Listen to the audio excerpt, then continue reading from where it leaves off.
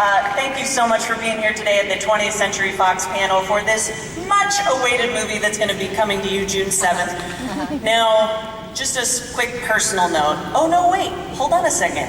Who out there got their amazing posters? Okay,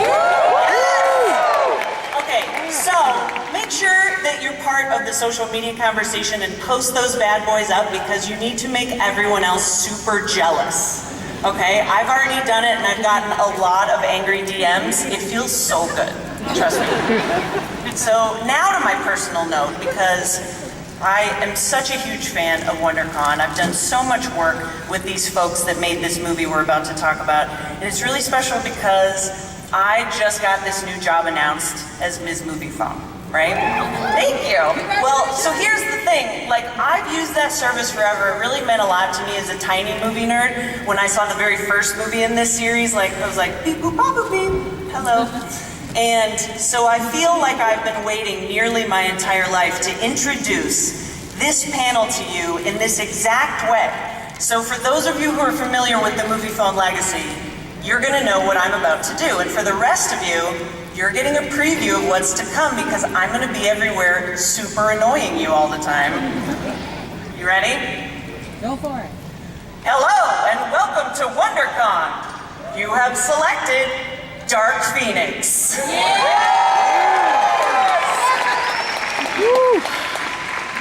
God, dang, that felt good, y'all. Thank you so much for indulging me. And now keep that applause going because I'm going to start welcoming our panel today with, first of all, our director, Simon Kinberg, and producer, Hutch Parker.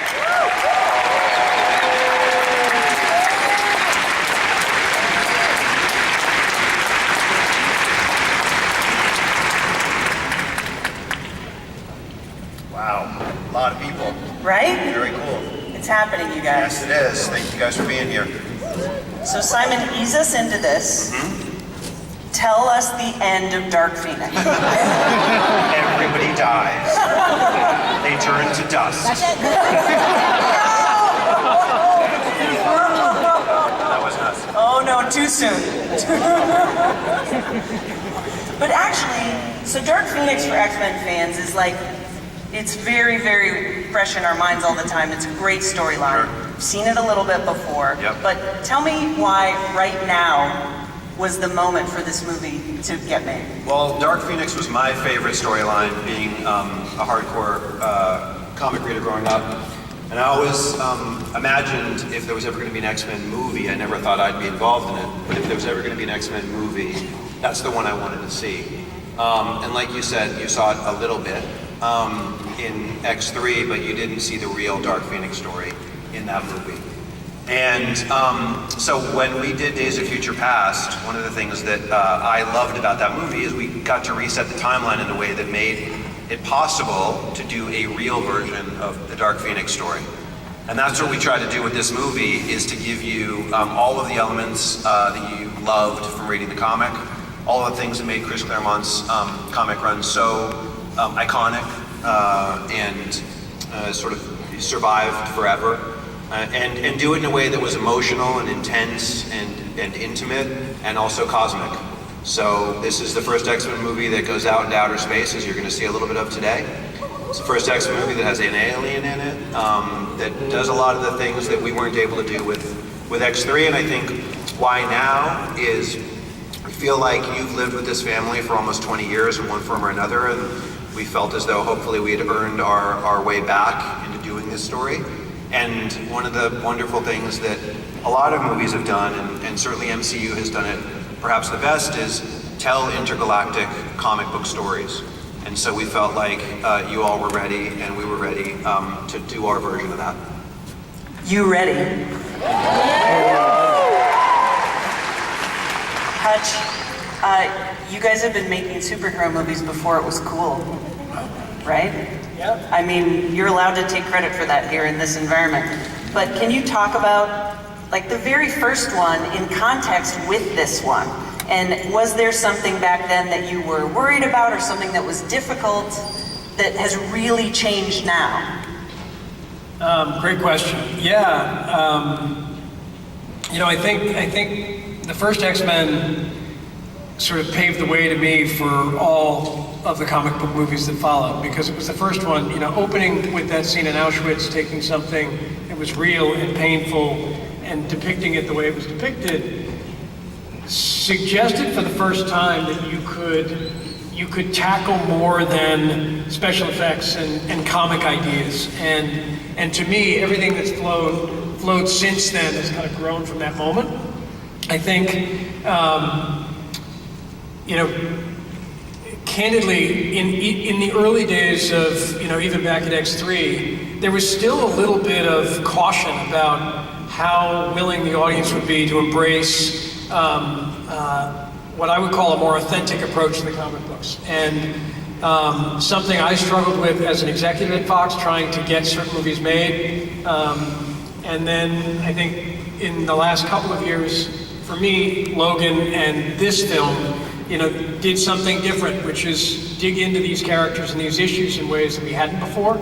And that's something I love about the comics in general, is the degree to which they promise such incredible stories, and the underlying material is just so good.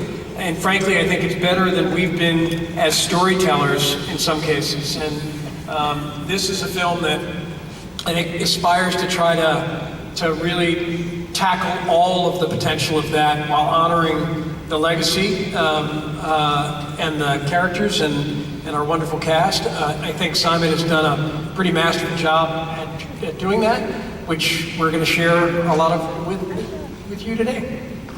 Awesome.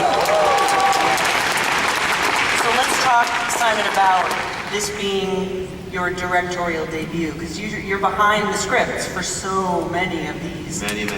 Now, what was like your challenge, or what was your lesson that you took into this experience? Because I feel like, you kind of go into it, right? Like, well, don't screw it up. Yeah, I mean, you definitely go into it, don't screw it up when you're playing with the greatest comic run in history. And as a directorial debut, it definitely is the highest degree of difficulty. But I've lived with these movies for a long time. I've been facing you guys for a long time. You've been incredibly supportive. You've also let us know when we got it wrong, which I also appreciate, because we learn as we go. And we try to make them, better each time. And as a director, I learned a lot from all of the different directors that have worked on this movie, working with these movies. I'm working with Brian on the movies, working with Matthew Vaughn, working with Jim Mangold, working with Tim Miller, working with Dave Leitch on the Deadpool movies. I've seen all these guys at work. I worked with Ridley Scott, who was one of my heroes, and each of them I just learned a little from being on set with and watching the way that they operated. And for me, it was like, I've been living with Dark Phoenix in my mind for so long.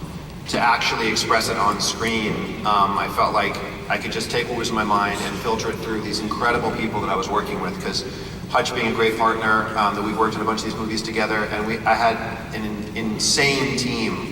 And a director's really only as good as their team. So I had this insane team of, like, my DP was won an Oscar for being the cinematographer of Avatar. My editor won the Oscar for Dunkirk, and he did all Chris Nolan's Dark Knight movies. Hans Zimmer, you might have heard of him, did the score for this movie. And that was after Hans said he would never do a superhero movie again, and I came to him and basically begged and bartered and just annoyed him for long enough where he finally ultimately said yes. And I think he also said yes because what I promised him and what I promised you guys is that it's a very different kind of superhero movie. That it is a more rich, emotionally intense, intimate movie that's got all the bells and whistles and all the spectacle and all the fun that you want to come to expect from these films, but it gives you some of the emotion that Hutch was saying, like from something like a Logan. I think one of the big takeaways from what you just said is that perhaps your directorial signature is annoying people. Is that?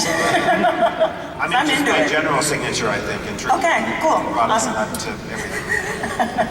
How about we show everybody one of the things that you guys have brought today? One of the things we brought today, we brought a big chunk of the movie for you guys to see today. And you're the first people in the world that are going to be seeing a lot of it. So, I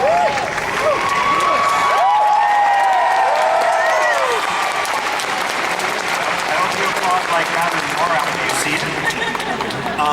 The first clip you're going to see, and it's just the first of two. The first clip you're going to see is early on in the movie, and it shows you that we leave the planet Earth in this film. So that's all I'm going to say, and enjoy the next 10 minutes or so of your life.